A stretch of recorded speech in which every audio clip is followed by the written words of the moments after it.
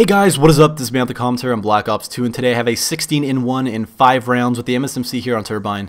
And it's not too bad of a gameplay, but I quickly want to mention that I did have to cut out part of the second round just because it was way too long. It was just like I was just looking for one guy at the end and just waste of time, but it actually looks pretty seamless because I ended up being in pretty much the same spot once I circled around the map. So just cut that out, quick notice, and get on with what I want to talk about, which is the use of TAC mask or engineer in SnD.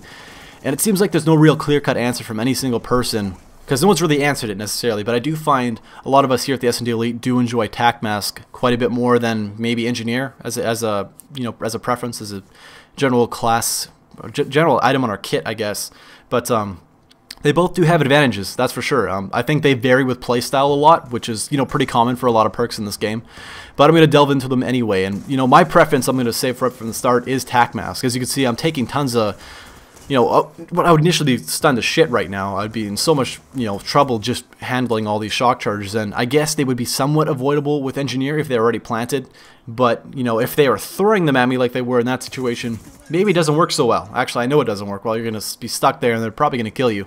So, TAC mask allows you to avoid that situation where, stuns, flashes, and tactical, no. What the fuck? Shock charges are being thrown at you. You can not avoid it, but just the effects don't last nearly as long. It's not a pain in the ass like that. However, neither of them have any effect on EMP grenades, which I've found to be kind of a problem in SnD, more so now than they were before, but still not too bad. So if you can't avoid it, then there's nothing you can do anyway. But that's that. On the contrary, with engineer, you get to see things that are already planted, but it's not limited to tactical grenades. So you can not only see things like trophy systems, and if someone's dumb enough to use a tac insert, you'll see those, all that good stuff, including shock charges being planted. And if you're gonna pair it with Black Hat, you're able to convert those to your own. But this isn't limited to this, like to the tactical section. Like I said, you can also extend it to things that are lethal and plantable, so things like the C4 that can be planted on a wall or wherever. Additionally, the C4 and bouncing betties, which again paired with Black Cat can be converted to something as your own. But if you're like a person that likes to rush up and gain control of a choke point, which is very essential in SnD, then it may not be the best, and that's why I'm on the side of TAC mask, because I like to have my speed and control of choke points, and that's something I find is not as easy to do, or is less possible with engineer. So it's still a viable perk, don't get me wrong. Like, I think it's you can do many great things with it, and it has a its fair share of advantages, but overall it's just outcompeted. And I guess the main argument for why you should use it is that it allows you to avoid things such as lethal grenades, or not, well, lethal plantable like explosives, I'll say. That's a better term for that. And that's true, because you'll be able to see them, you can avoid them more easier, and get around them, do whatever you want.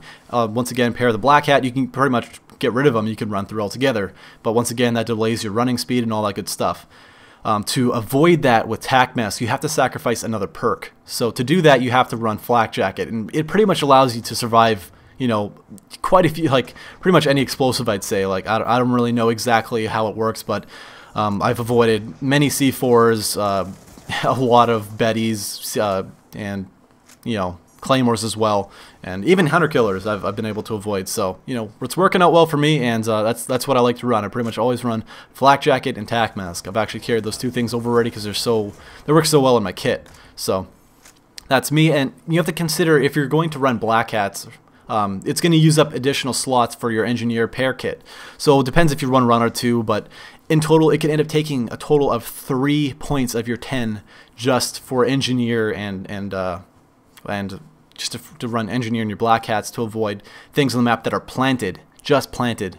So if they're not being planted yet, they're pretty much useless. So if I'm going to throw a C4 at you, and your engineer is not going to do anything, it's not going to do shit. I'm going to throw that at you and explode it before it even hits the ground, so you're dead. Unless you also run on Flak Jack, and then you're sacrificing up to 4. So I find that to be an advantage that at most I'm running 2, and I can if I want to, I could run still my concussions and run my normal rush route and be able to stun corners and stuff like that, which is great. So there's definitely a lot of sacrifice with engineer if that's something you want to do. Additionally, I think if you're going to try to use engineer, you have to run a little bit of a slower playstyle, which just isn't for me, but it's still you can still do well using it, so I'm not going to discard it altogether. But that's where I stand, and I'm pretty much out of time anyway, so I hope you guys all enjoyed this video. Make sure to check out my channel. I know a lot of you do like these videos, so if you do like them, as I've seen, head over to my channel, links in the description and annotation. But anyways, I hope you all enjoyed it, and I will see you all next time.